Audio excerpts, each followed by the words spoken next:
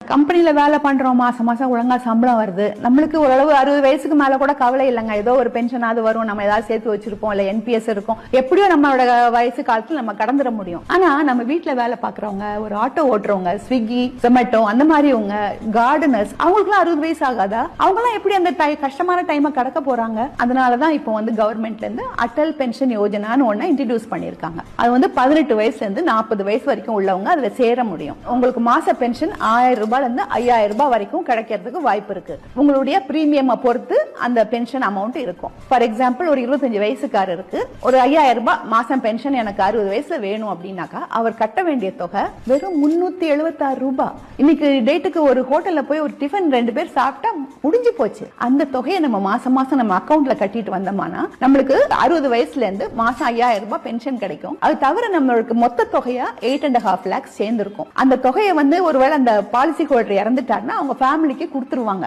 எத்தனையோ ஏமாத்து திட்டங்கள்ல போய் சேர்றதை விட இந்த மாதிரி கவர்மெண்டோட திட்டங்களை சேர்றது நல்லது இல்லையா? சோ ஒருவேளை உங்களுக்கு இது தேவைப்படாம இருக்கலாம். உங்க கம்பெனில ஒர்க் பண்றவங்க இருந்தா அவங்களுக்கு இந்த அக்கௌண்ட்ல சேர்த்து விடுங்க. அநேகமா எல்லா பேங்க்ஸ்லயுமே இது அவைலபிளா இருக்கு. உங்களுக்கு ஒரு எஸ்பி அக்கௌண்ட் இருந்தா இந்த அக்கௌண்ட்டை நீங்க சேர்த்து ஓபன் பண்ணிக்கலாம். ஒருவேளை யாரும் அதுக்காக பேங்க்குக்கு நீங்க போன உடனே வாங்க வாங்க அந்த அக்கௌண்ட்ல சேர்ந்துக்கோங்கன்னு சொல்ல போறது இல்ல. நம்மளாதான் கேட்டு இந்த அக்கௌண்ட்ல சேரணும், இல்லைன்னா மத்தவங்கள சேர்த்து விடணும்.